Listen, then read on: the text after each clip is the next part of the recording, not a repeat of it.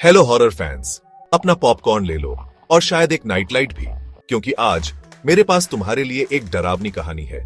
यह एक भूतिया गुड़िया और एक छोटे से गांव में हुई रूह कंपाने वाली घटनाओं के बारे में है। एक समय की बात है, एक शांत गांव के किनारे पर एक पुराना खंडहर घर था। स्थानीय लोग इसे भूतिया हवेली के नाम से पुकारते थे। पीढ़ियों से चली आ रही डरावनी कहानियों के डर से कोई भी बच्चा उसके पास जाने की हिम्मत नहीं करता था। एक धूप वाली दोपहर, दो भाई बहन गुड्डू और उसकी छोटी बहन पिंकी खेल रहे थे। उनका खेल उन्हें उस बदनाम हवेली के दरवाजे तक ले गया। पिंकी की उत्सुकता बढ़ गई और उसने एक धूल भरी खिड़की से झांका। वाह भैया, देखो वो कितनी सुंदर गुड़िया है। पिंकी ने अपनी आंखें चौड़ी करके कहा, क्या हम इसे घर ले जा सकते हैं? गुड्डू ने कांपती आवाज में जवाब दिया, नहीं पिंकी, सब कहते हैं कि ये घर भूतिया है, हमें अभी यहाँ से चले जाना चाहिए। लेकिन गुड़िया की सुंदरता से मोहित पिंकी ने अपने भाई की चेतावनी को अनसुना कर दिया। उसने खिड़की से हाथ डालकर गुड़िया को घर ले आई।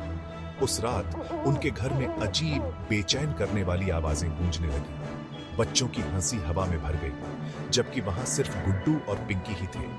अगली सुबह पिंकी की आंख खुली तो उसने गुड़िया को अपने बिस्तर के पास बैठा पाया। उसने उसे पिछली रात अलमारी में बंद करके रखा था। हैरान और डरी हुई वह गुड्डू के पास भागी।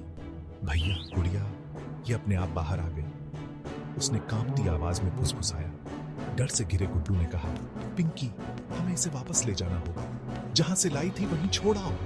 उसी रात धड़कते दिलों के साथ गुड्डू और पिंकी चुपके से भूतिया हवेली में वापस गए। उन्होंने गुड़िया को ठीक उसी जगह पर रख दिया जहां पिंकी ने उसे पाया था। जैसे ही वे जाने के लिए मुड़े, एक धीमी भयानक आवाज फुसफुसाई, अब तुमने सही किया।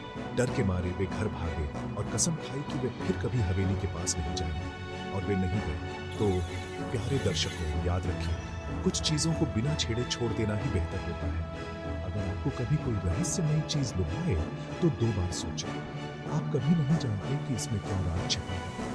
अगर इस कहानी ने आपको डरा दिया है तो लाइक बटन दबाएं और डरावनी कहानियों के लिए सब्सक्राइब करें। अगली बार तक और अच्छी नींद लें।